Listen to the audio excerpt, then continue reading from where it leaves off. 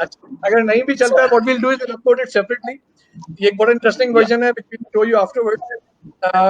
लेकिन हम जाते हैं straight away with the discussion, जहाँ पे हमारा पहला पॉइंट था कि ब्रीफ क्या थी. तो Shahzad, you were at service shoes at that time. तो आप you take us through the entire process कि आपने शुरू कहाँ से हुआ, उस वक्त सर्विस द ब्रांड को कम्युनिकेशन की क्या जरूरत थी, क्या स्ट्रेटेजिक पोजीशनिंग चैलेंज क्या था, जिसके बाद आप इस पोजीशन पे पहुंचे कि आपने एक ब्रीफ बनाई जो कि उस वक्त की creative agency head communications arts Lahore को दिया गया तो टास्क कि आपने एक कम्युनिकेशन बनाया. Before we go into that discussion, credits to be given. This communication was delivered by head communication arts Lahore, and उस वक्त क्रिएटिव डायरेक्टर थे अमर रसूल, जो कि इस वक्त आज हमारे पैनल में तो नहीं है, लेकिन I am sure he is watching from the audience. So Shahzad, please, how was the process? यार, रिटेल कैटेगरी के अंदर ना ब्रीफ बड़ी सिंपल होती है. तो हमारी रिटेल कैटेगरी में फैशन ब्रांड्स जितने भी हैं, वो सर्विस बाटा हो या खाड़ी या सैफायर हो, सबके लिए एक ही फॉर्मेट है. यानी कि वो format very simple. You have a summer launch, then you have a summer sale, then you have a Eid, then you have a post Eid sale, and then there is a winter arrival, then there is a winter sale. तो बड़ा simple format पे ये पूरी category operate करती है. तो हमारे पास ये बस जिस वक्त ब्रीफ आई थी, हमारी समर अराइवल कैंपेन की ब्रीफ थी. अच्छा, इससे पहले जब मैंने सर्विस ज्वाइन किया तो जनरली हमारे पास जो एड्स बनते थे सर्विस के अंदर, we did not have very big ads. That's why I call it. You had bigger ads earlier, like you had those Don Carlos ads and the cheetah ads that we all remember still. Those are all classics. But after that, I think the brand did not do much in the communication. हुआ फिर ये कि जिस वक्त हमने ये brief निकली, उस टाइम पे इससे पहले तक हम समर लास्ट 3 साल 4 साल से हो रहा था कि हम सिंपल समर अराइवल के टेलिप्स बनाते थे. तो मैं उस वक्त मैंने ज्वाइन नहीं किया था, मेरी एडवर्टाइजिंग में मैं उस टाइम पे होता था, एडवर्टाइजिंग साइड पे होता था. इस वक्त एज अ ब्रांड मैंने कम्युनिकेशन हेड ज्वाइन किया. तो ये मेरी आई थिंक सेकंड या थर्ड कैंपेन थी, and the brief was to literally the bring that, of course the brief is always the same. You always tell your agency, I want a clutter breaking work done, and all of that. I mean, this is like a normal जो हम लोग lingo use करते हैं, clutter breaking हो, you want this out of the box and all of that. But the point being, आप कभी भी agency को उस तरह का रूम नहीं दे रहे होते. तो हमारे केस के अंदर the only thing that I take credit of is being the communication head. My bosses told me, okay, give me a kick-ass job, give me a good campaign and everything. हम लोगों ने जो brief दी तो उस वक्त बड़ी simple थी. It's actually funny when you see the line shoes for everyone, that kind of summarize exactly what the brief was. क्योंकि उस वक्त ये बोला था कि भाईजान shoes सबके लिए बनाते हैं हम लोग. हमारे और ये कोई न्यूज़ नहीं थी. सर्विस बाटा जो हम लोग बचपन से जा रहे हैं, हमें सबको पता है कि भाई they have shoes for everyone. What's beautiful is this entire big idea was summed up in a single line by our agency at that time. And what's even more beautiful for me was कि उस time पे शायद हुसैन साहब थे, CEO होते थे, अभी भी वहीं पे हैं.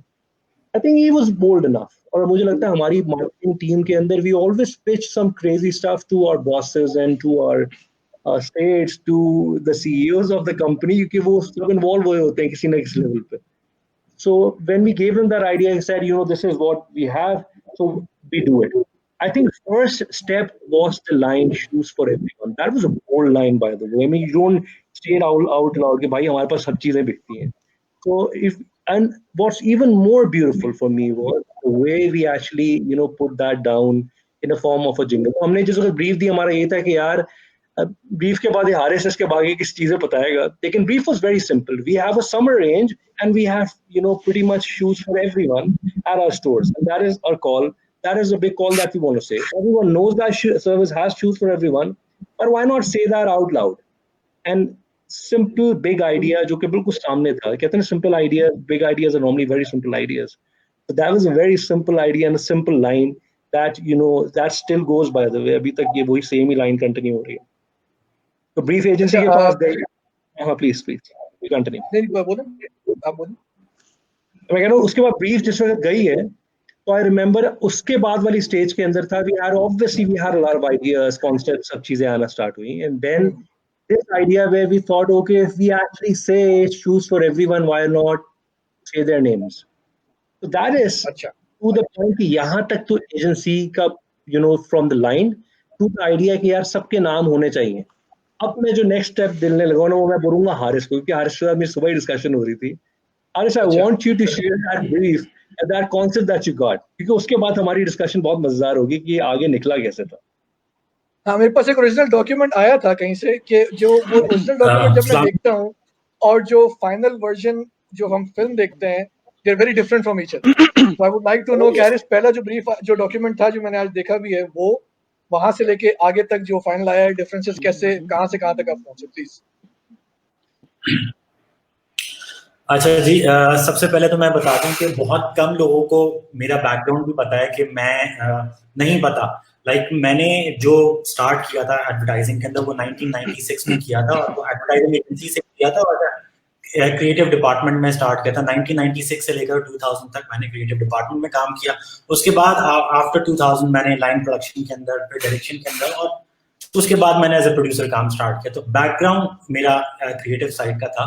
तो नॉर्मली काम करते हुए ऑलमोस्ट अराउंड तकरीबन 24 साल हो चुके हैं मुझे इस फील्ड में काम करते हुए।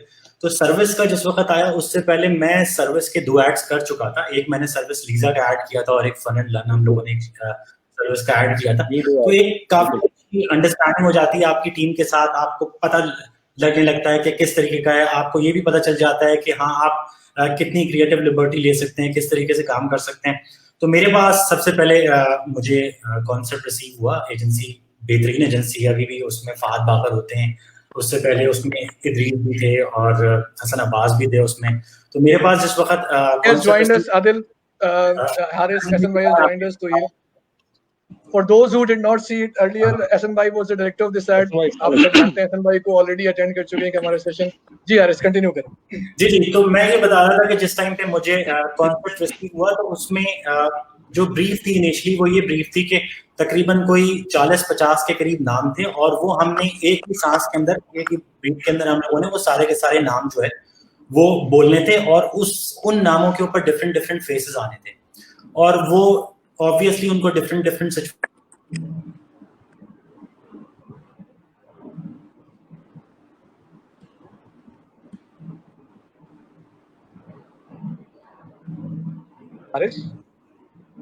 Internet problem I guess. अच्छा, Haris has been disconnected I think, तो हम कंटिन्यू करते हैं।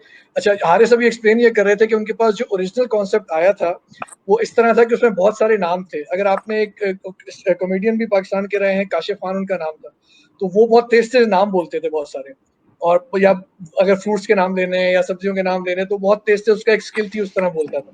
तो ओरिजिनल कॉन्सेप्ट कुछ उस फॉर्म में आया था कि जी आपने बहुत सारे लोगों के नाम लेने हैं और इन द एंड जो है वो they will all turn out to be the ones wearing service shoes। तो ये कॉन्सेप्ट था, ओरिजिनल जो कॉन्सेप्ट। उसके बाद इसके अंदर मजे की चीज यही थी, जो ये हारिस सॉरी चले गए, मैं इसकी बात को खाली कंटिन्यू करूंगा। हारिस ने जिस पॉइंट पे इसको कॉन्सेप्ट बोर्ड मिला था, वो एग्जैक्टली इस तरह था द वे यू एक्सप्लेन्ड, लेकिन it was a lot of work you know that was done, जो कि उस कॉन्सेप्ट देने के बाद से लेके शानी की इन्वॉल्वमेंट, हारिस की डायरेक्ट इन्वॉल्वमेंट, एहसन यहाँ पे आ गए, एहसन भाई की अपनी इन्वॉल्वमेंट, तो everyone was you know playing around till you actually got that agreement कि यार ऐसी कोई चीज निकल सकती है। हारिस यू कंटिन्यू यार, सॉरी आई थिंक डिस्कनेक्ट हो गया था। नामों का यूर एक्सप्लेनिंग के नाम जो थे बहुत सारे। जी बिल्कुल, वो एक्चुअली हुआ ये था कि वो नामों की लिस्ट थी। तो सबसे पहले पहली बात है, आप डायरेक्टर से वो कॉन्सेप्ट डिस्कस करते हैं। तो जब मेरी एहसन भाई से डिस्कशन हुई, तो एहसन भाई से बातचीत हुई, तो एहसन भाई ने कहा इसमें अगर हम किसी तरीके से सिचुएशंस ऐड कर सकें तो ये और मजेदार हो सकता है कि किसी तरीके से। तो मैंने अमार को फोन किया। अमार बहुत अच्छा दोस्त है और बिल्कुल भाइयों की तरह है। तो मैंने अमार से बोला कि अगर हम इसी कॉन्सेप्ट में अगर हम लोग जो नामों के साथ उनकी सिचुएशंस भी ऐड कर सकें, कोई सिर्फ नाम ना रखें, नामों को उसमें कोई प्लेस, जैसे है मेहंदी के फंक्शन में जो है वो एक इवेंट दिखाएं, उसके अंदर महामनम कौन हो, इसी तरीके से ऑफिस के केबिन में दिखा दिया, इस तरीके से सारी चीजें दिखा दिया, और उसके बाद हमें रॉक स्टार इस तरीके से। तो वो बेसिकली डिफरेंट लोकेशंस के ऊपर, घर के किचन के अंदर, स्टेज के ऊपर, लाइव इवेंट के ऊपर, या फिर अपना ऑफिस से लेकर, और डिफरेंट मतलब मेन। तो अमार ने उसको बहुत अप्रिशिएट किया। नॉर्मली क्या होता है कि एजेंसीज वगैरह में लोग ईगो का मसला बना लेते हैं कि नहीं यार आप ये कॉन्सेप्ट पे चेंज नहीं कर सकते, क्लाइंट की तरफ से अप्रूव है ये वो इस तरीके से। अच्छा, उस वक्त भी हमारा कोई जिंगल का प्लान नहीं था, कोई हमारा दूर दूर तक नहीं था कि किस तरीके से जिंगल बनेगा। जहां तक सिचुएशंस और नामों की बात है, बहुत कम लोगों को ये बात पता होगी कि जितने भी नाम थे वो सब रियल नाम थे। मतलब ये सब वो कैरेक्टर्स थे जो किसी ना किसी तरीके से हमारे प्रोडक्शन का पार्ट थे, और मतलब वो उसमें से आधे से ज्यादा मेरे दोस्त थे। और मैंने कोशिश ये की थी और डिस्कस भी किया था हसन भाई से कि अगर हम बोल रहे हैं कि मेहंदी के फंक्शन में महाम अनम सनम, तो हम महाम अनम सनम को ही लें उसके अंदर। अगर हम बोल रहे हैं कि ऑफिस के केबिन में फहीम, तो फहीम ही होना चाहिए उसके अंदर। अगर हम बोल रहे हैं फोटोग्राफर आबिद सलीम, तो आबिद सलीम ही होना चाहिए। अगर हम बड़े पैसे बचाए थे इसने इस टाइम। हारिस जो था हमारी प्रोडक्शन देख रहा था, एक बहुत मजे का जोक था ये उस टाइम पे। इसने सबको पकड़ के उस एड में डाल दिए और बड़े पैसे भाई ने बचाए हैं, क्योंकि ये तो गुरु था उस मामले में। तो गुरु जी ने आबिद सलीम को बोला तू इधर आ, मेकअप आर्टिस्ट को बोला यार तू क्या कर रहा है, तू ही आ। आबिद के स्टिल्स भी कर रहे थे शूट के, अगर आबिद ने किए, आबिद फोटोग्राफी कर रहा है, हम लोगों ने स्टिल शूट कर रहा है। बेस रखा जाए, इसको किसी भी तरीके से उस तरीके से ना रखा जाए। जब आप सर्वे शूज फॉर एवरीवन की बात कर रहे हैं तो इसको बिल्कुल रियल रखें और रियल कैरेक्टर्स के साथ करें। बस इसको जिस वक्त इसका राइटअप मैंने शुरू किया तो उस वक्त मैंने ये चीज जहन में रखी कि थोड़ा सा इसको मीटर में लेकर आए किसी तरीके से, और बाद में अगर इसको हम लोगों ने स्टार्टिंग में इसको रखा था वॉइस ओवर के अंदर, और वॉइस ओवर हमने रखा था कि इसको थोड़ा सा ह्यूमर एलिमेंट इसमें ऐड करेंगे। और ह्यूमर एलिमेंट ऐड करने के लिए एहसन भाई द किंग है, मतलब उनसे ज्यादा अच्छा कोई ह्यूमर पाकिस्तान में नहीं कर सकता। तो इसलिए लगा था कि अगर थोड़ा सा इसका राइटिंग स्टाइल थोड़ा सा ह्यूमरस हो जाए तो ये बड़ा फनी हो सकता है। तो हमने इसको वॉइस ओवर का जिस वक्त टाइम आया तो हमने थोड़ा सा रॉबर्ट स्टाइल टाइप की इसको वॉइस ओवर वगैरह करी। और उस वक्त भी हमारा कोई जिंगल का प्लान नहीं था कि इसको जिंगल की तरफ लेकर आएंगे, सारा तरीके से लाएंगे। अच्छा। इस वक्त ये शूट हुआ सारा, उस वक्त बड़ी अच्छी तरीके से उसको शूट किया गया सारा, और वो एजेंसी को मैंने प्रेजेंट किया और उनको वो बड़ा ठीक लगा, अच्छा लगा, पसंद आया। लेकिन वो ये हुआ कि हम लोग को थोड़ा सा जो है हम लोग को और टाइम मिल गया, क्योंकि आई थिंक शहजाद की तरफ से ये हो गया कि हम इसको नेक्स्ट वीक ऑन एयर करेंगे। तो वो जो बीच का टाइम था तो मैं शानी के साथ बैठा हुआ था स्टूडियो के अंदर, तो मेरा शानी से डिस्कशन हुआ। मैंने कहा शानी मुझे मजा नहीं आ रहा है इसके अंदर किसी भी तरीके से वॉइस ओवर में, और मुझे लगता है कि इसमें और कोई गुंजाइश है तो हम कुछ करते हैं इसके अंदर, कोई ऐसी चीज करते हैं कि और फनी हो सके।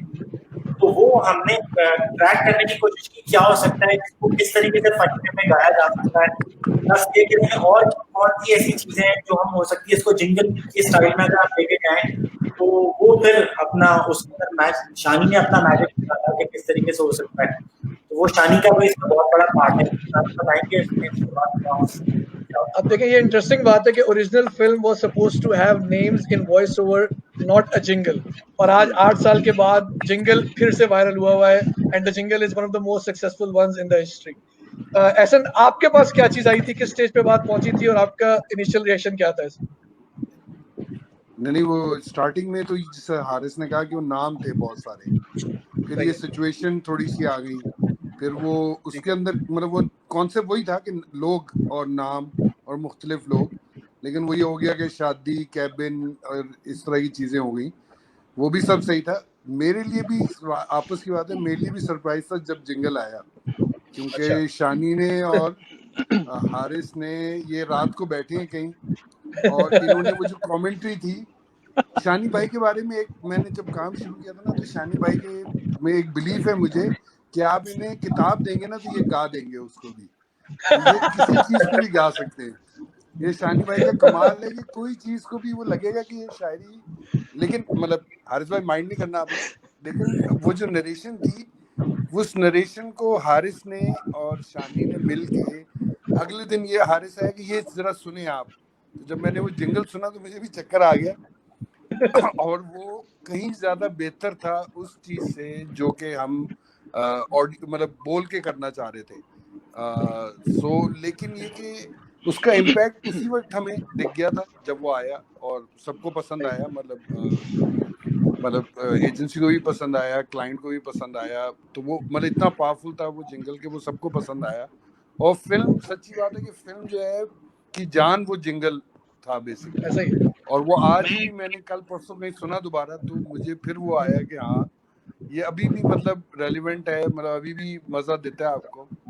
तो ये प्योरली आप ये समझ लें कि शानी और हारिस का वो था कि इन्होंने रात को बैठ के किसी वक्त उसको गा दिया और वो कमाल हो गया। एक बड़ी मजे की चीज बताता हूँ ये जिस वक्त ऐसा नहीं मेरे पास आया है ना, तो उस वक्त शूट भी हमने कर ली थी, चीजें भी हो गई थी जी अच्छा बैक एंड पे हमारी डिस्कशन चल रही थी कि ऐसा कुछ हो सकता है, ये वो सब चीजें। ऑफ कोर्स ये बहुत मजे की चीज है। शानी ने जिस आवाज में इस जिंगल को गाया है, आई कैन गारंटी यू कि बहुत से ब्रांड्स ऐसी चीज नहीं होके करते हैं। मैं नहीं, सिंपल बहुत मुश्किल it's crazy the way he is संग। मेरे पास जब ये जिंगल आया है तो उस टाइम पे हमारी क्रिएटिव एजेंसी के अंदर मिक्स्ड ओपिनियन था। सम ऑफ द नाम ऑब्वियसली ले सकता, लेकिन there were people who loved it and there were people उन्होंने मना कर दिया कि ये मैनेजमेंट का सर्विस आना चाहिए, मना कर दिया। ये this is literally the morning. मुझे अमार अगेन चलो नाम नहीं लूंगा, लेकिन you know the guys called me, उन्होंने बोला कि I don't know, you know, we have mixed opinion and maybe we should not share it to the board, क्योंकि मैंने जाके अपने CEO और अपने बोर्ड को सबको रिप्रेजेंट करना था। मैं रात में एक पहले रात को ये कंप्लीट हुआ सुन चुका था और लिटरली एक छोटा सा डिसीजन मेरे ख्याल में हम लोगों का, मेरे ख्याल में जरा गट्सी थे ये कर गए, लेकिन लिटरली जिस तरह से गाया हुआ था, मेरे पास ऑफिस में लोगों ने आके बोला यार ये किस तरह गा रहा है ये बंदा इसकी आवाज क्या है, वो नेजल की आवाज प्लस वो जो एवरीथिंग चेंज। लिटरली ये 1 से 2 दिन की बात थी। ये एक हम कॉन्सेप्ट लेके चल रहे हैं, शूट हो रहा है, दूसरा था मेहंदी के फंक्शन में महम अनम सनम यास्मीन नवाटी इस तरह करके नरेशन की फॉर्म में ये शूट हो रहा है।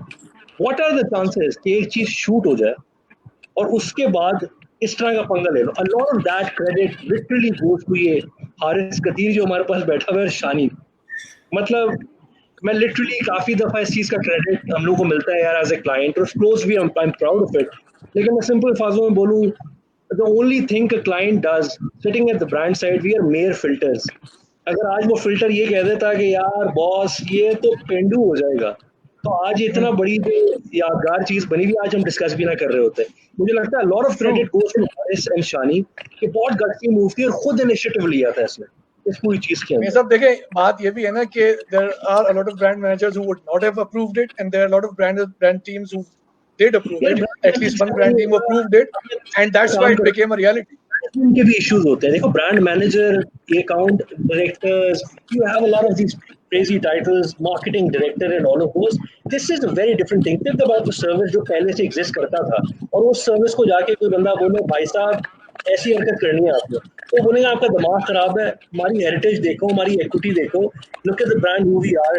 I would never do something like that. मुझे लगता है बहुत अच्छी चीज ये भी हुई कि जिस वक्त मैनेजमेंट को दिखाया, ये agreed, ये लाइटेड। अगर उस वक्त किसी भी लेवल पे ये खराब हो जाता तो इतना अच्छी गोल्डन चीज जो निकली हुई ये खराब हो जाती and you would not have seen it. And I can guarantee you there are a lot of examples in the Pakistan advertising industry जहाँ पे you waste all of that gold. You never get to see it. बंदा आगे लेके जा नहीं सकता उसको।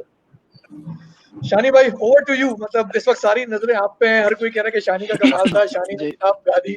Sir आपके पास क्या आया था, ये इस आवाज का आइडिया कैसे आया एंड के कितने वर्जन बने जो ये फाइनल वर्जन पे हम पहुंचे?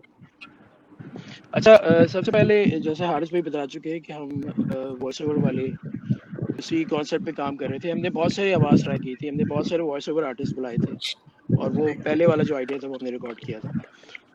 तो उनमें से एक अप्रूव भी हो गया था जैसे कि हारिस भाई ने बताया। उसके बाद हारिस भाई को जो है ना वो जल्दी सुकून नहीं मिलता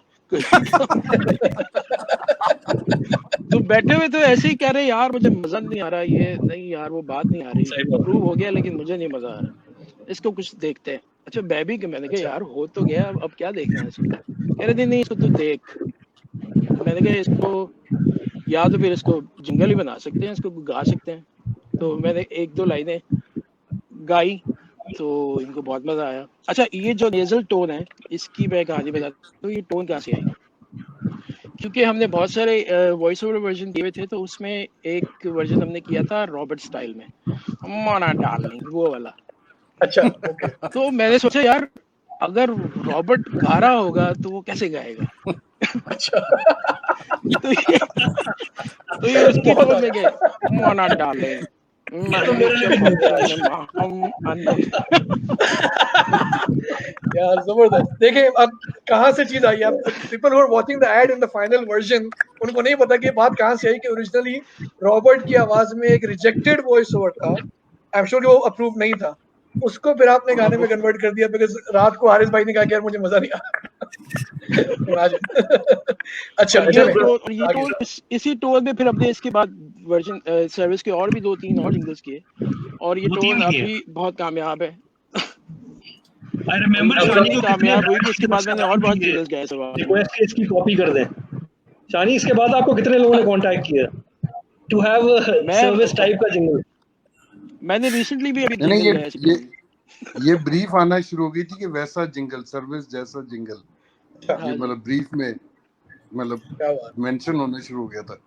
मुझे I need to understand, I think I am not sure but this is how it is कि the film was produced with voice over and shot accordingly और जिंगल वाज एडेड आफ्टरवर्ड्स। जी बिल्कुल, is that how it was? थोड़ा सा हमने rework किया था edit को, किया था एडिट को जिंगल के हिसाब से। जब वो जिंगल आ गया था तो उसको जरा सा किया था, लेकिन वो मतलब फिक्स होता गया उसके ऊपर। This is just amazing because the film was not shot with the jingle.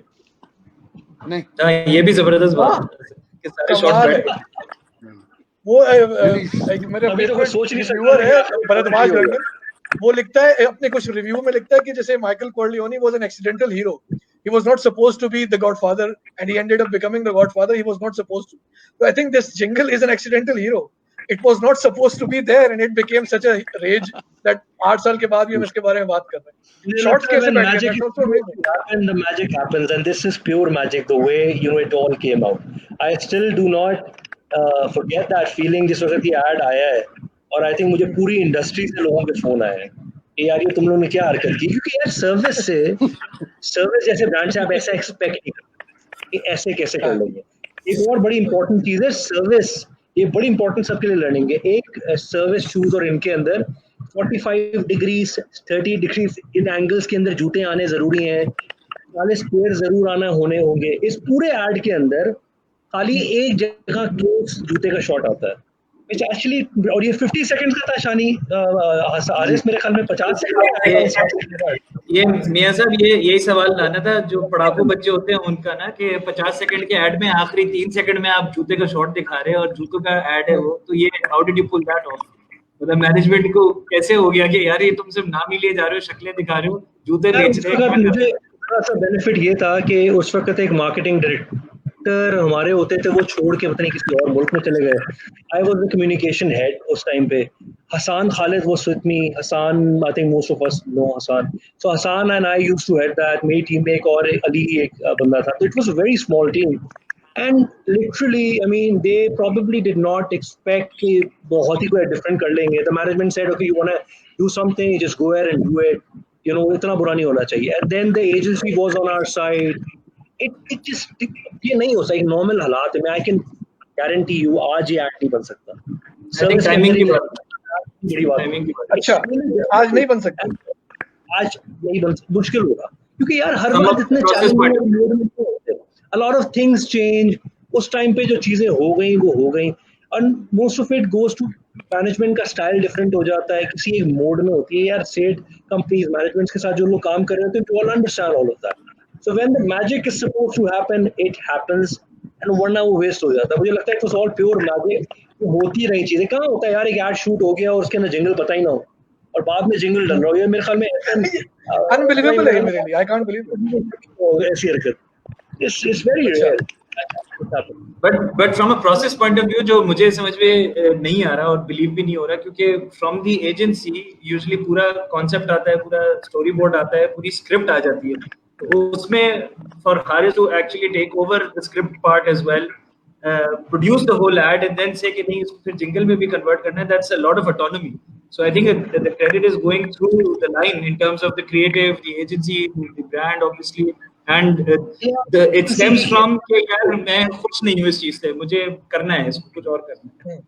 मुझे लगता है कि मेरा अपना जनरली वर्किंग स्टाइल भी ये रहा है कि आई गिव दैट लीवे। तो मुझे अगर मैं अपने बारे में बोलूँ तो I was a client I mean, the मासूम सी agency Amar Qasim, they're like brothers to me, और वो obviously जब मेरे से आपस में डिस्कस होती है उस वक्त मेरे ख्याल में हसन अब्बास भी इन्वॉल्व था इस प्रोजेक्ट के अंदर. Hasan Abbas was there at the very start. So they were all brothers to me, और वो डे एंड नाइट डिस्कशन हो रही होती है. हारिस के पास कुछ चीज आती थी, ये फोन पे डायरेक्ट सुना रहा था. And I actually literally feel कि वो स्टेप बाय स्टेप अगर हम लोग ओपन थे तो ये हो गया, वरना अगर फिक्स्ड होता है कि यार नहीं, वो भी खुल के बोले शहजाद ऐसी चीज, हारिस का दिमाग खराब है, कोई ऐसी चीज लेके आया, मैं कहूँगा सही है, करने दो, क्योंकि वो हारिस कह रहा है पहले भी 2 प्रोजेक्ट्स कर चुका था. एहसन भाई के साथ मैंने कहा 36 प्रोजेक्ट्स किए होंगे. मतलब वो ट्रस्ट भी लोगों के साथ काम कर करके हो जाता है कि यार they would not let you down, if they're experts and trust them, they will only give you the best product. आखिर में I think a lot of credit goes to Red Communications as well.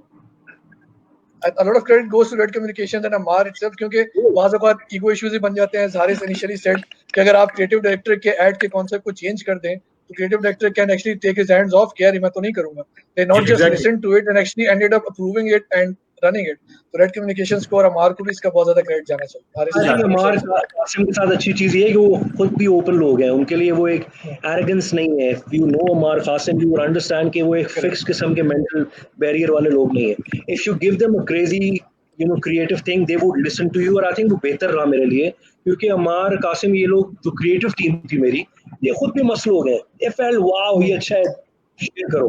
तो वो बहुत, अगर वहीं टूट जाता तो हारिस में भी हिम्मत नहीं होनी थी. Exactly. Step by step लोग ऐसे थे जिनके mentally they matched, and probably that was the only reason we could do all of that. But Yeah, normal you're allowed saying so. changes from concept to execution नहीं होती, allowed ही नहीं होती, कर ही नहीं सकते आप. एक्चुअली मैं यहाँ एक बात ऐड करना चाहता हूँ. जिस वक्त जिंगल मेरा मतलब है जो भी हम लोग राइटअप चेंज कर रहे थे, इसका थोड़ा सा सिचुएशंस ऐड कर रहे थे, तो उस वक्त मुझे भी ये कहीं वैभव कुमार में नहीं था कि ये इसकी एग्जीक्यूशन इतनी मजेदार किस्म की होगी. बिकॉज अगर आप देखें तो अगर आप पीयूष करीम का कैरेक्टर देखें या आप बाकी जो कैरेक्टर देखें, राणा साहब, ड्राइवर बाप वगैरह, उस तरीके से, तो जब हमने वॉइस ओवर करी और वॉइस ओवर करने के बाद जब हमने विजुअल्स देखे तो विजुअल्स ज्यादा फनी थे वॉइस ओवर से. तो हमने कहा कि जब विजुअल्स इतने फनी है तो इसको और क्रिएटिवली इसको और फन बना सकते. तो वहां भी इस वक्त हमारे जहन में आइडिया आया था कि शूट इतना मजेदार होता है, और तो पूरा इसको थोड़ा सा, तो यही मेरी शानी के साथ डिस्कशन हुई थी. दूसरी बात जो शहजाद साहब ने बोली है कि ट्रस्ट की बात होती है, क्योंकि रेड के साथ मैंने काफी काम किया था, और अमार कासिम हो गया या हसन अब्बास, फहद बाबर, इदरीस वगैरह के साथ हम लोग जब काम कर रहे थे तो एक टीम बन गई थी हम लोग की. तो उस वक्त ये नहीं था कि मैं प्रोड्यूसर हूँ और वो एजेंसी है. तो जब हम किसी ब्रांड पे काम कर रहे थे तो एक वन टीम होके काम कर रहे थे. तो उसमें फायदा ये होता है कि उसमें नहीं देखा जाता कि यार आपने ये चीज क्यों की, आपका ये काम नहीं है करना या इस तरीके से. तो अगर आप ओनरशिप लेके कोई काम करते हैं तो आई थिंक वो टीम वो मेरे से उसमें ज्यादा होता है आपको. ठीक. एहसन भाई, आपने obviously hundreds of films you've done, so where do you put this as in your list of films? क्या कहाँ रेट करते हैं इसको?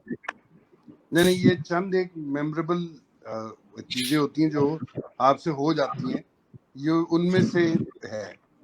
मतलब मैं बहुत इसको हाईली रेट करता हूँ. और इससे ये सारी बात हुई, इसमें सबसे मजेदार बात ये है कि किसी भी स्टेप पे ना कहीं से रेजिस्टेंस या जिसको आप कहते हैं ना ओपन प्लेइंग फील्ड, उसमें ज्यादा मजा आता है कि आप काम करें और आप भी मतलब आप अपनी बेस्ट इनपुट देने की कोशिश कर रहे होते हैं अपने पॉइंट ऑफ व्यू से. मतलब मैं एग्जीक्यूशन के पॉइंट ऑफ व्यू से या उसके हिसाब से मैं अपना कोशिश करता हूँ. सब लोग इसी तरह कोशिश कर रहे होते हैं. तो जब ये लोग जरा सा खुल के खेलते हैं ना, मतलब वो एक अक्सर ऐसा भी होता है कि आपका लड़ाई होती है, झगड़ा होता है, नई बात हो रही होती है, फिर आप एग्जैक्टली.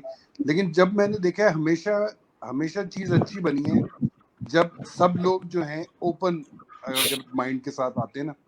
सो पर्सनली ये मतलब मेरे पसंदीदा कामों में से है. मतलब चंद एक काम जो लोगों को याद रह जाते हैं. सो वो आज सिंगल जब मैं सुनता हूँ, अभी मैंने सुना तो मुझे भी एकदम मेमोरीज आई कि ये इस तरह हुआ था. जिस तरह राणा साहब का बार बार जिक्र हो रहा है, तो मैं आपको बताता चलूंगा कामरान और शानी के जो चौकीदार थे उनका नाम था राणा साहब. लिटरली मतलब जो मिल गया आपने उसको ऐड कर दिया इसमें. ये वो वो फिल्म के अंदर भी और था। एक्चुअली ये उतना देखें, वो जो ओरिजिनल कॉन्सेप्ट था ये उसी की एक आगे फॉर्म है बेसिकली, उससे चेंज नहीं हुआ। बेसिक कॉन्सेप्ट उनका यही था कि बहुत सारे लोग और मैं भी सर्विस शूज पहनते हैं, मतलब सो बेसिकली उसमें सिर्फ सिचुएशंस ऐड ऑन हो गई, नाम वहीं पे है। तो वो नाम लोगों को, हमारे लिए तो हमें इसलिए फनी लगता है क्योंकि हम जानते हैं इन सब लोगों को, सही बात। लेकिन वो चीज लोगों को भी कैच कर ली, हालांकि वो नहीं जानते कि आबिद सलीम कौन होंगे, लेकिन समहाउ वो लोगों को क्लिक कर गई वो चीज उस वक्त। सो मेरा ख्याल है मैं इसको पर्सनली मेरे वन ऑफ द आप ये समझेंगे फेवरेट्स है ये। नहीं, इसमें जो जितना यूजीसी भी आ रहा है, जितना यूजर जनरेटेड बिल्कुल कंटेंट आ रहा है, वो सारे उस पे नामों पे बिठा भी दिए, और हर सॉर्ट ऑफ एक फैमिली में या ग्रुप में, मेरी अपनी फैमिली में ये पहले नाम भी ये आते हैं। बन गया है। नाम आए ना आए लेकिन रोल आते हैं, कोई फोटोग्राफर होता ही हाँ। होता है, कोई होता ही ड्राइवर होता होता ही है, ऐसा होता है, तो वो इस तरह की चीजें बिल्कुल। थी, वो बहुत funny ऑफिसेज हो में गया। आ रहे हैं। पाकिस्तान क्रिकेट टीम का एक वर्जन आया हुआ है, उसमें फहीम के साथ फहीम अशरफ बैठा हुआ है, और डिफरेंट किस्म के लोग जो लिटरली कामचोर पियन फहीम में फहीम अशरफ, क्योंकि वो कामचोर ही है टेक्निकली, काम तो उसका कोई नहीं है टीम में, तो उसकी तस्वीर दिखाते थे कामचोर फहीम। तो literally it just fits everywhere. और जो मेहंदी के फंक्शन में डांस कर रहे हैं उमर अकमल और उसका भाई वगैरह, हाँ, मतलब exactly. Literally it just fits everywhere. Shani, Plus in your meme भाई। Jingles again, hundreds of jingles you done. तो फॉलो कर होंगे इन पिछले दिनों में। It's gone crazy. मेरे ख्याल में ये भी बड़ी केस स्टडी है कि आप तुम 6 साल कह रहे थे, मेरे ख्याल में 8 साल पुराना ये ऐड है। 8 साल 8 साल है। मेरा ख्याल है 8 साल बाद एक ब्रांड विदाउट एनी पुल, ये ब्रांड ने नहीं किया, सर्विस वाला नहीं, नेचुरली उठता है, एंड 8 साल बाद उसके अंदर एक टॉप ट्रेंडिंग पे होने लग जाता है। ये बहुत बड़ी केस स्टडी है। यू डोंट गेट टू ऐसा ही सी दैट। नहीं, दिस इट्स इज वही है, अनप्रेसिडेंटेड है। गुड कंटेंट लिव्स फॉरएवर वाला सीन है, तो ये तो ग्रेट कंटेंट कह लें, this I is think living it's something to be proud of for all of us. Ehsan भाई तो अपने लिए Correct. कह रहे हैं, मैं कहता हूँ मैं पूरी अपने करियर के अंदर अगर कोई अच्छी चीज देखूं तो मुझे लगता है यार I did that ad, so I'm proud of it. I think most of नहीं us सर, feel that. आपने बड़े अच्छे काम किए हैं, कभी और भी गिनाएंगे उनको, ऐसी बात नहीं। आपका करियर हमारे सामने है। मतलब just those who don't know, Shahzad and I started both our careers at Interflow around 16 years back. तो हमने साथ ही ग्रो किया है, तो we know each other for a long time. और इंटरेस्टिंगली शानी के साथ भी मेरा पहला जो फिल्म थी उसमें भी शानी और एहसन दोनों भाई थे। अच्छा शानी, वी कमिंग टू यू, आपके जिंगल्स में again thousands of jingles you have done, कहाँ रेट करते हैं इसको और कैसा है ये ओवरऑल?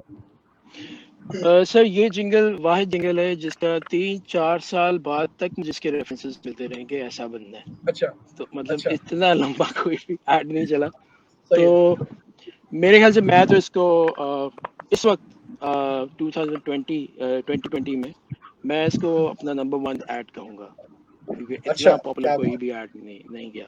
क्या coming from you, because you've done so many good things इसके एक बहुत बड़ी, and I think the leverage service is taking now 8 साल के बाद इस पर फुल उनकी कैंपेन चल रही है on user generated content. They're actually asking people to send in their content on the same ad.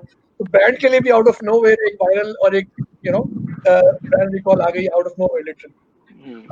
अच्छा चले, फिल्म बन गई, डेवलप हो गई, चला गया मैनेजमेंट के पास, अप्रूव हो गया, एयर हो गया।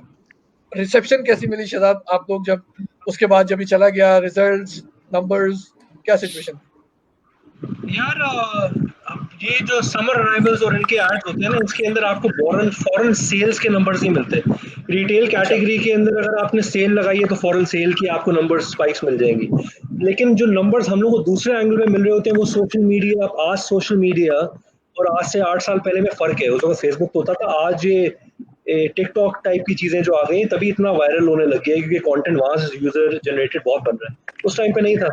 लेकिन इसके बाद हम कंसेक्टिव इस ऐड के ये किया, फिर there was a series, Ehsan आपने ही मेरे ख्याल में शूट किए हुए, तीनों ही आपने किए हुए। तो देयर वाज अ एयरपोर्ट वाला add, if you remember that, जो फवाद खान को हमने ले लिया, उसके साथ जी किया। दर्जी वाला भी था। हम लोग कोई 2 साल सर्विस में रहा और हम इसको कंसिडर में कंसेक्टिव 3 अवार्ड जीता। शूज फॉर एवरीवन वाज इसकी हिस्ट्री का पहला पास अवार्ड। सेकेंड ईयर फिर हमने इसी कंटिन्यू में बनाया, फिर भी वन एन अवार्ड, फिर उसके बाद भी वन एन अवार्ड। तो it was crazy for all of us. I think numbers के अंदर भी यही हुआ कि मेरे ख्याल में हमारे मार्केटर्स के लिए ना एक इम्पॉर्टेंट चीज़ ये भी होती है, now if you ask someone यार सर्विस का वो क्या है, टैगलाइन क्या है, anyone would say it right now कि यार service shoes for everyone. I think this is a huge क्योंकि वो एक product retail brand का biggest feature कि यार we have shoes for everyone and you register that as part of music, as part of a jingle, and now you know एक साल 2 साल बाद ही लोगों को याद होने लग गया था. Everyone knew it by heart. हमारे आसपास बच्चों के लिए for a family brand, I think it was a huge thing. If people started, एक जब याद कर लिया लोगों ने एंड पीपल एक फैमिली ब्रांड वाली फील बड़ी अच्छी वाली रहने लगी. सर्विस के लिए बहुत हेल्पफुल रहा. मुझे एक बड़ी अच्छी चीज मैं बताऊंगा कि एसएससी के अंदर सर्विस जिसका ब्रांड है, we started getting some really good talent from really good universities after that, क्योंकि जो ब्रांड का परसेप्शन था वो चेंज होने लग गया. आई थिंक ये एक बड़ा मजे का एट्रीब्यूट मुझे फील होता था कि यार एसएससी में वैसी बड़ी चेंजेस पॉजिटिव हो रही थी, प्लस इस एडवर्टाइजमेंट हम लोग की चेंज होना स्टार्ट हो गई. सर्विस के केस के अंदर आई थिंक ब्रांड इक्विटी के अंदर काफी हम लोग को अच्छे उसके इंडिकेटर्स फील होने स्टार्ट हुए. रिमेंबर हम लोग की जो लव ब्रांड इंडेक्स था, हमने कुछ 2 साल बाद चेक किया तो उसके अंदर बड़ी पॉजिटिव रेटिंग्स हम लोग की आई. So a lot of that started to move around और वो एक पॉजिटिवनेस आना स्टार्ट हो गई. Service shoes for everyone actually won the pass award. ये हम बात मिस कर गए इनिशियली. आई थिंक हारिस आपका भी फर्स्ट अवार्ड था वो. हाँ, इत्तेफाक की बात है कि ये 2012 की बात है. 2012 के अंदर मेरे कोई 6 टीवीसी जो मैंने प्रोड्यूस किए थे वो नॉमिनेट थे और 6 में से 5 टीवीसी को अवार्ड मिला था, जिसमें पेल भी था, पेप्सी भी था, आई थिंक बोनस के राइट भी था. तो वो काफी सारे खाली हारिस होता था. मैं तो इससे पूछ रहा था इसको क्योंकि आई रिमेंबर मैं जब काफी से और शिफ्ट हुआ हूँ और आफ्टर अ व्हाइल मैं देखता था यार ये हारिस कदीर ही हर जगह कर रहा होता है. नेस्ले पे जाओ जब हारिस कदीर, ये सर्विस में भी you just talk about it, this guy was all over the place. Of course ये कमेंट हम सेंसर कर देंगे जब रिकॉर्डिंग अपलोड करेंगे क्योंकि काफी कंट्रोवर्शियल कमेंट है.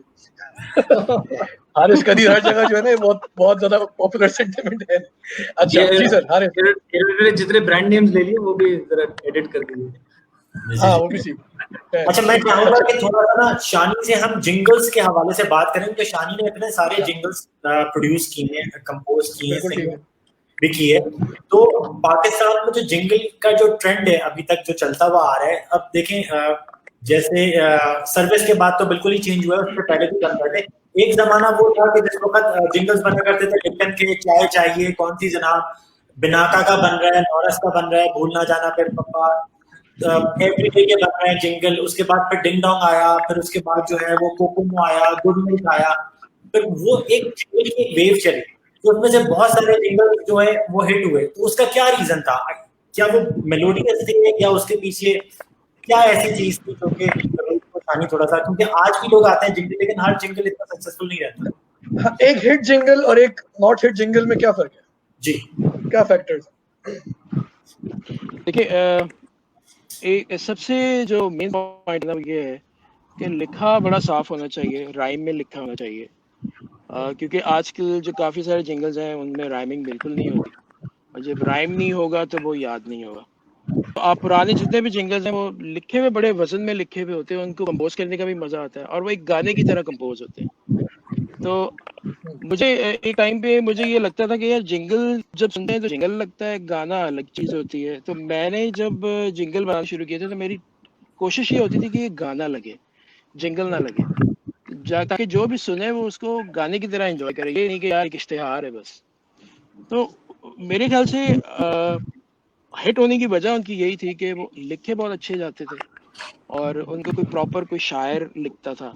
और उसके बाद भी मैंने मेरे ज़्यादातर जितने भी जिंगल्स जो हिट हुए हैं उनके पीछे कोई ना कोई लिरिसिस्ट होता था. इसके अलावा मैंने एहसन भाई के साथ हमने एक और ब्रांड, बदले नाम ले सकता हूँ, ले लूँ एहसन भाई नाम? प्लीज अगर कोई कंट्रोवर्शियल बात नहीं है तो ले लेना. नहीं, यूफोन के हमने बहुत एड्स किए हैं, तो उसमें फैसल भाई हमारे साथ होते थे.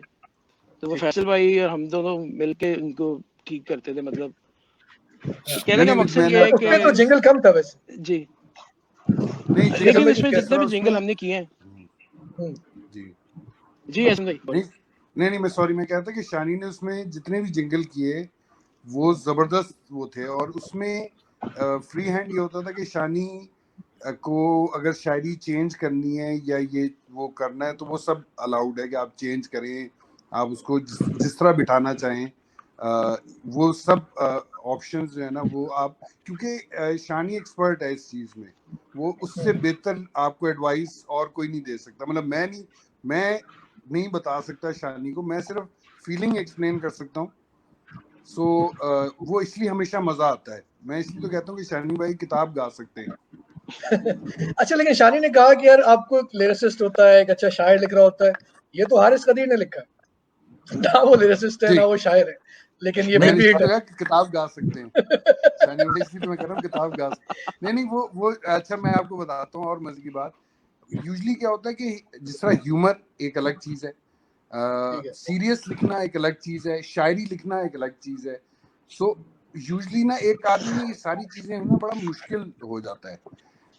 ये शायद कम लोगों को पता होगा, लेकिन जो है हारिस भाई को बहुत शौक है शायरी का और लिखने का और गाने लिखने का और डायलॉग लिखने, मतलब शौकीन आदमी है और इस पे काम करता रहता है। लेकिन तो मतलब ये कोई एक हिडन टैलेंट है बेसिकली। जी हाँ, शौकीन आदमी है हारिस कदीर। मैं टिकट चला दूंगा नीचे बैनर, हारिस कदीर शौकीन आदमी है। शौकीन है लिखने में, और ऑब्वियसली जिस तरह वजन वाली जो बात की कि उसको बिठाना, राइम करना, वो अगेन वंस अगेन जिस तरह शानी है तो वो उसको कनेक्ट कर सकते हैं, या आप अगर वो बना ले मेलोडी तो उसके ऊपर भी लफ्ज आप बिठा सकते हैं।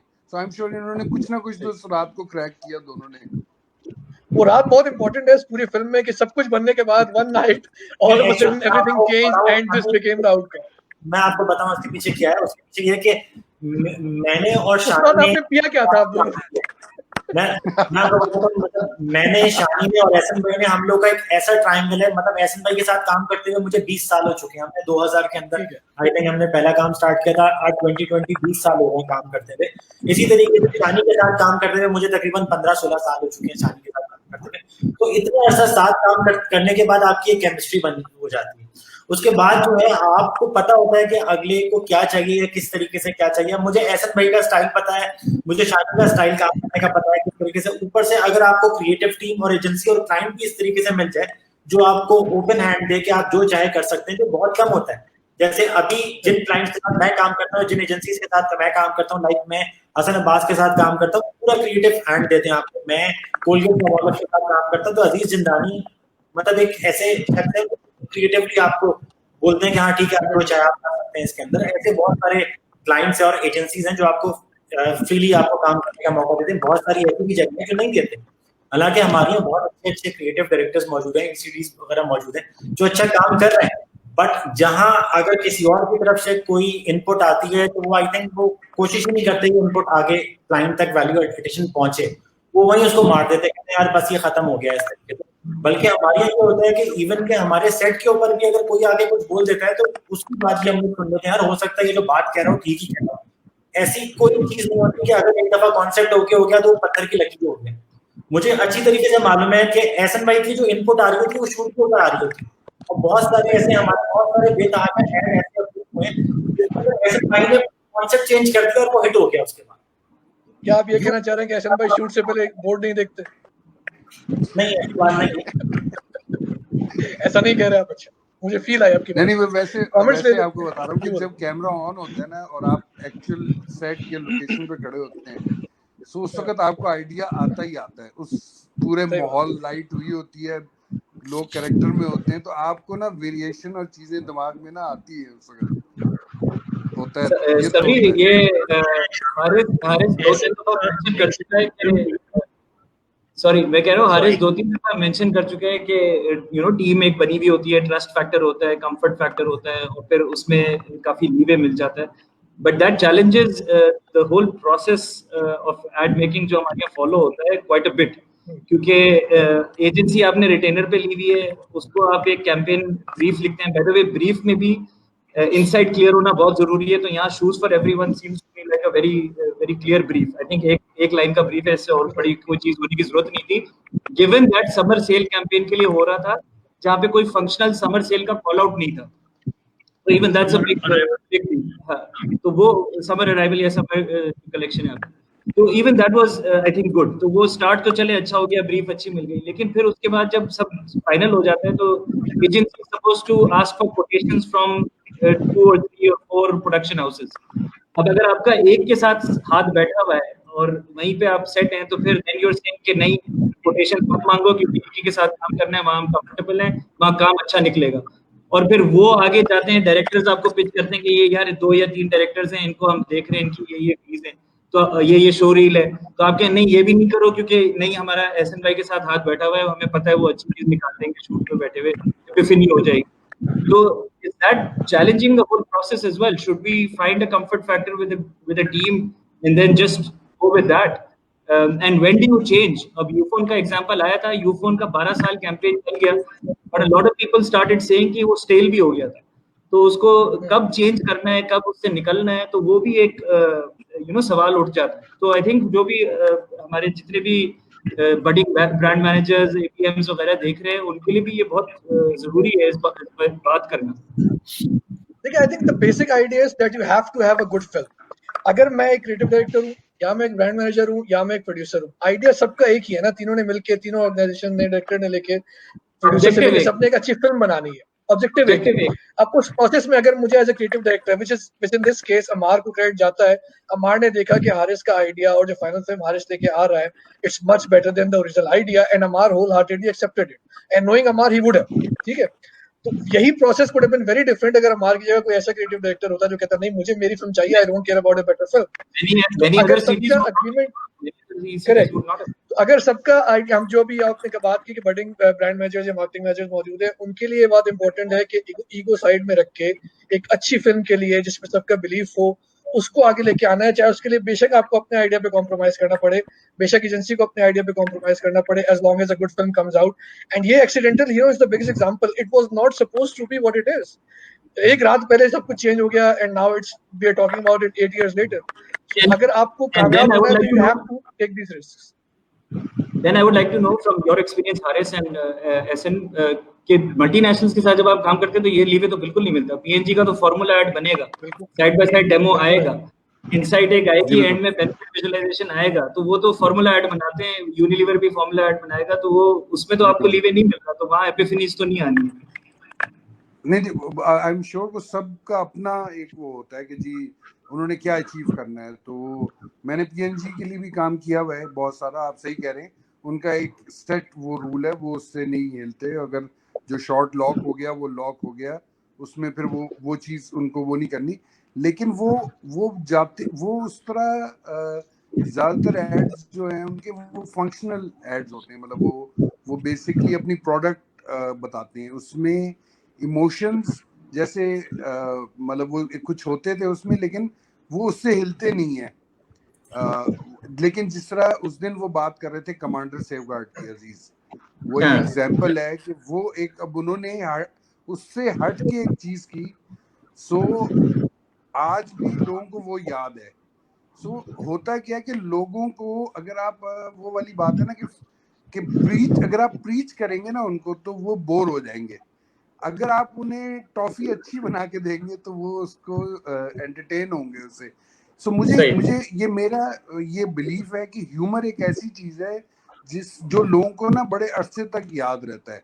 आई एम श्योर इमोशंस और वो सब चीजें ठीक है, सीरियसनेस के भी अपना एक वो है, लेकिन ह्यूमर एक ऐसी चीज है जो लोगों से फौरन कनेक्ट करता है, ज्यादा लोगों से कनेक्ट करता है, और हमेशा लोगों को मजा देता है, इसलिए उनको याद रह जाता है। लेकिन समहाउ हम डरते हैं ह्यूमर करने से, हमें लगता है हमारा ब्रांड की या उस चीज की ना वो नीचे गिर जाएगी और ब्रांड का मजाक उड़ जाएगा। हालांकि जब भी अच्छा ह्यूमर हुआ है लोगों को याद रहा है वो, और हमेशा कामयाब हुआ है। यही मेरा बिलीफ है।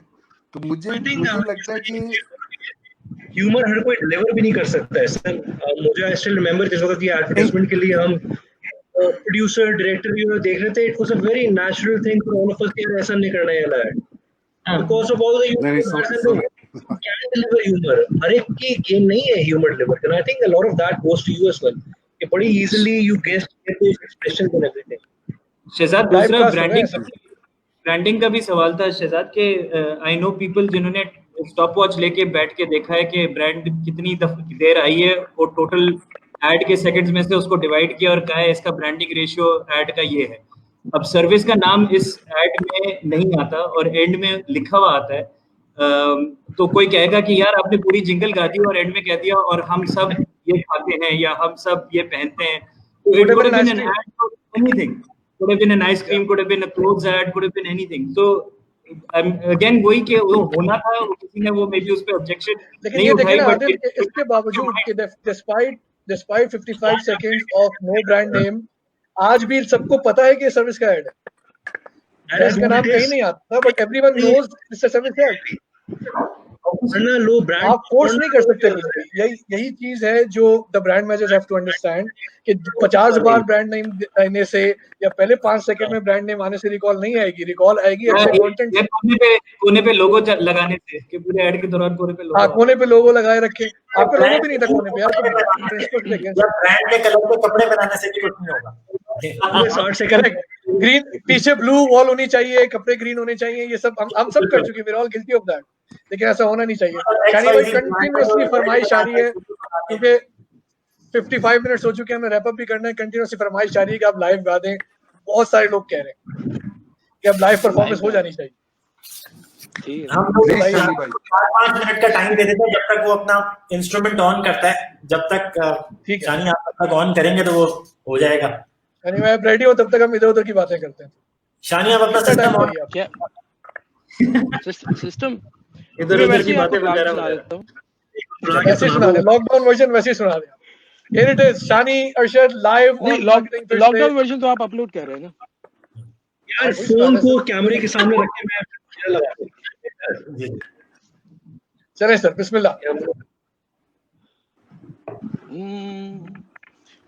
ये है कोरोना वर्जन, कोरोना की टेंशन में माहम अनम सनम जैस्मिन और आंटी परवीन, ऑफिस के कैबिन में फहीम और कामचोर प्यून करीम, हमारे रॉकस्टार उस्मान अदनान और lead vocalist Arsalan, kitchen expert गजल, उनकी बेटी कंवल और लाउंज में बैठे अकमल, राणा साहब और ड्राइवर अहाब, फोटोग्राफर राबित सलीम और यार मॉडल जब भी और मेकअप आर्टिस्ट भी है यहीं, करे फरारी पे सवारी जनाब अंसारी, कॉलेज में करे मनमानी कामी और शानी, क्रिकेट के है जाबाज शहबाज और फराज, स्कूल में हमेशा लेट लेकिन है ये फ्रेंड्स ग्रेट, राउफ लाला और इन सब के साथ मैं भी पहनता हूँ ग्लव्स और mask.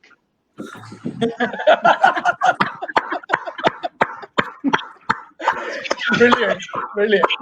So this was it, ladies and gentlemen. बहुत सारे क्वेश्चंस आप लोगों के आए, we couldn't take all of them. ये वीडियो तो वायरल होनी चाहिए। अच्छा, ये वीडियो मैं चलाऊंगा separately, I'll upload the video which will have this version sung by Shani. Thank you very much Yasin bhai on a short notice for coming. Shani bhai बहुत शुक्रिया, insights were great and मुझे पूछना मतलब मैं आपके समी और मतलब आदिल, और क्योंकि आप दोनों ब्रांड साइड से हैं तो इस चीज का जवाब दें कि आप किस तरीके से देखते हैं इमोशनल जो एड्स बनते हैं, मतलब आप लोगों के भी इमोशनल एड्स हुए और आजकल बहुत ज्यादा इमोशनल एड्स का ट्रेंड है, उसके बारे में आप कोई अगर बात करना चाहें, 2-2 मिनट के जो होते हैं, क्या उससे ब्रांड रिकॉल आती है 1 साल के बाद या 1.5 साल 2 साल के बाद?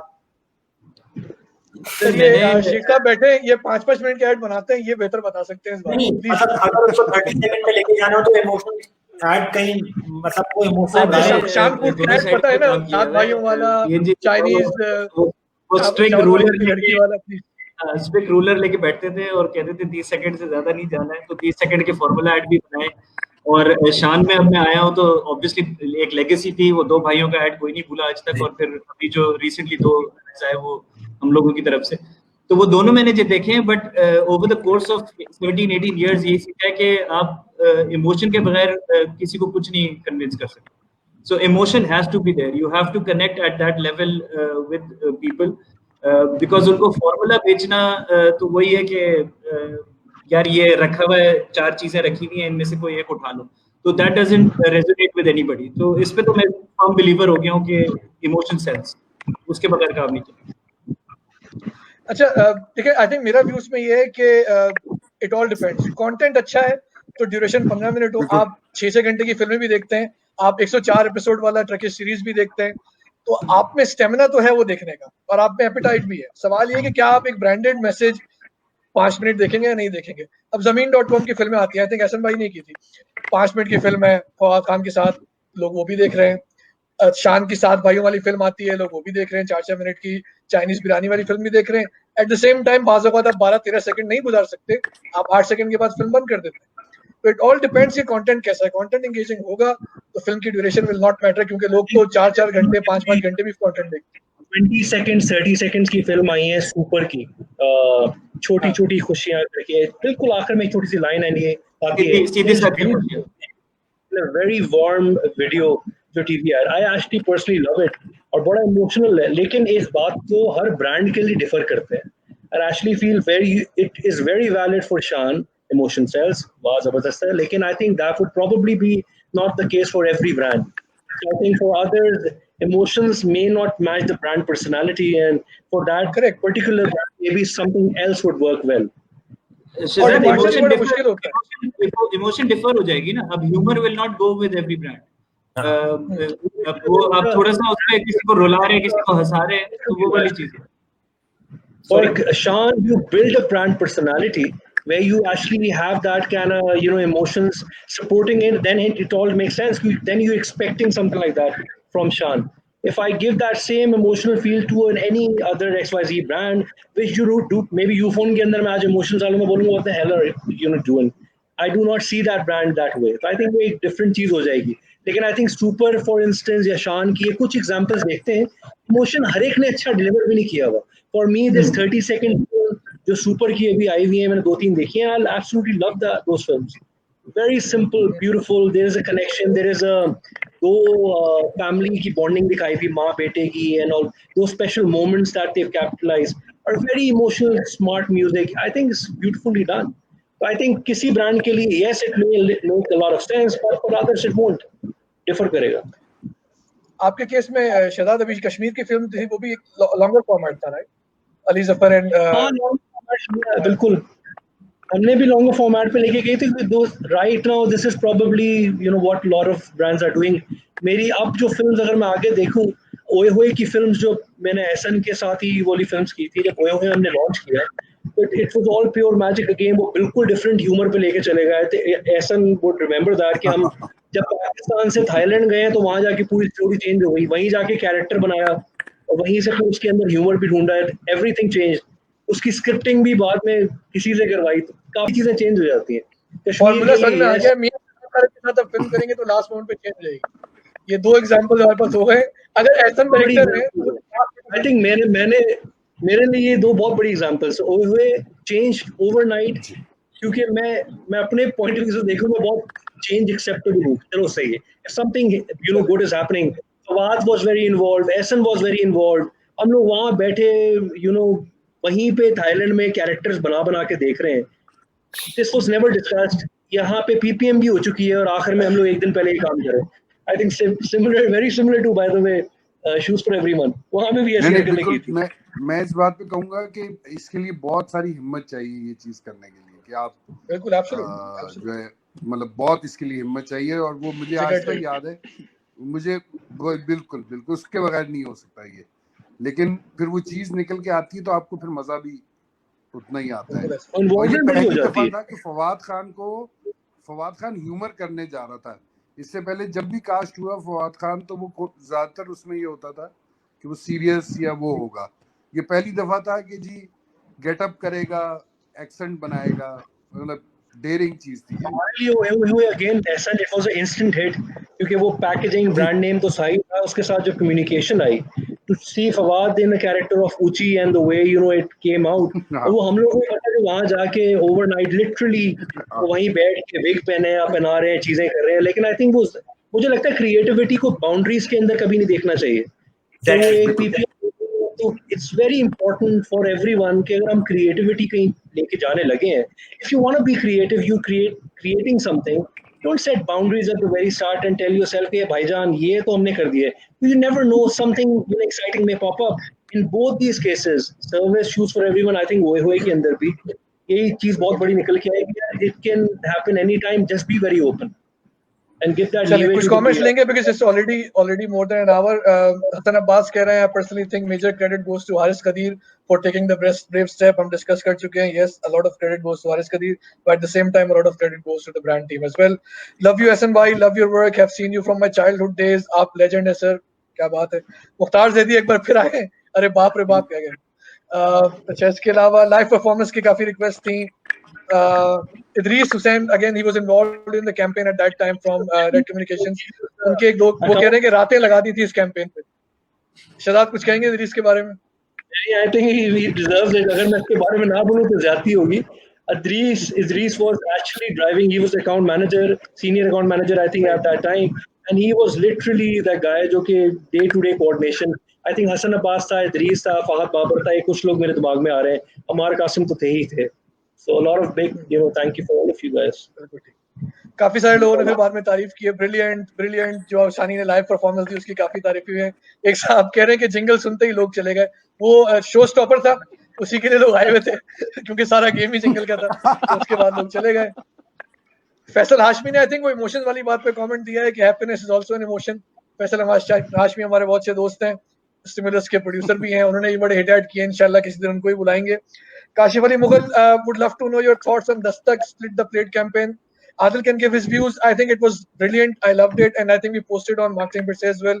It was a very good campaign. In fact, at some point, probably I would like to have a similar session on that campaign as well because वो बहुत अच्छी campaign थी. Adil, if you want to say anything on that. Campaign अच्छी थी. It was good to put Dastak on the map. All I'll say is that when brands do this, they need to follow through, and it needs to go through all their touch points and not just a one-off campaign. So that's all what I'll say for now. Salman Atiq कह रहे हैं Shan Foods makes people forcefully cry too much through emotional content. Adil. हाँ भाई रोते तो खरीदते हैं यार, क्या करें. हाँ मैं इसको इमोशनल मैनिपुलेशन कहता हूँ. मेरी बहुत डिबेट होती है आदिल से इस बारे में. दो भाई वाली campaign, super hit campaign, personally मेरा ख्याल था उससे बहुत ज्यादा इमोशनल मैनिपुलेशन थी. लेकिन बहरहाल as long as it works for the brand. लेकिन शान ने जो भाइयों वाली कैंपेन की है, 7 भाइयों वाली, इट वाज ह्यूमरस, बहुत डिफरेंट. बहुत बड़ी चीज होती है. If it worked well, hence you were discussing it. और आज मेरे को ब्रांड का कैंपेन की सक्सेस इसी चीज से गेज कर लेना चाहिए. बिल्कुल सही है, बिल्कुल सही कह रहे हैं. Anyway again thank you very much Hasan भाई, thank you very much Shahzad, Shani, Haris, thank you very much. Very insightful. Key message ये था कि it was not supposed to be what it is. कुछ लोगों ने ब्रेव स्टेप लिए, कुछ लोगों ने अपनी ईगो साइड में रख के एक अच्छी चीज को वेलकम किया, and as result of that 8 साल बाद हम आज ये शो कर रहे हैं और हैप्पीली वो कैंपेन डिस्कस कर रहे हैं जो 8 साल तक वैलिड है और शायद अगले कई सालों तक वैलिड रहेगी. Thank you very much. इंशाल्लाह दोबारा मुलाकात होगी with a new campaign. So thank you very much. Thank you so much.